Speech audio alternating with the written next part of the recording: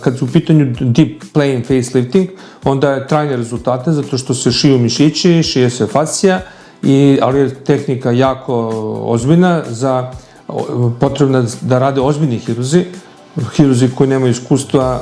Mislim da je to dosta, nije teško raditi, nego opasno raditi, zato što se to nalazi nervus facialis koji vrlo lako može da se povredi. Hiruške su zahtevne zbog mogućih komplikacija. Mora da se poznaju dobro strukture lica, da se poznaje strukture i anatomija facialisa i da imate ogromno hiruško iskustvo sa tom tehnikom. Tehnike mogu biti danas, naravno, postoje različite i sam rez kad je u pitanju postoje različite tehnike. Ukoliko ima viška kože, naravno, mora se pravi znači da se pravi rez ispred aurikule, da se pravi rez ispred kose ili u samoj kosi u dogovoru sa samim pacijentom. To zavisi od dogovora i plana same operacije. Postoji tehnike koje su sa minimalnim rezovima, kao što je ponytail facelifting, to je znači lifting u obliku repa, konjskog repa.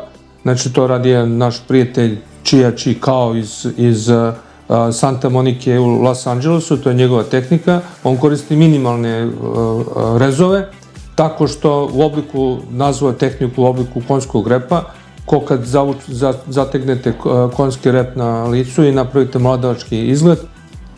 Zatim to radi endoskopski, znači endoskopskim procedurama, međutim za takvu tehniku mora da posjeduje, da bude mladalačko lice, znači ne može se koristiti kod onih pacijenata koji imaju opuštenu kožu, zato što postoji viša kože i kod tih pacijenata mora se radi otklanja pored viška kože, da se uredi kompletna restauracija mimičkih mišića i fascije.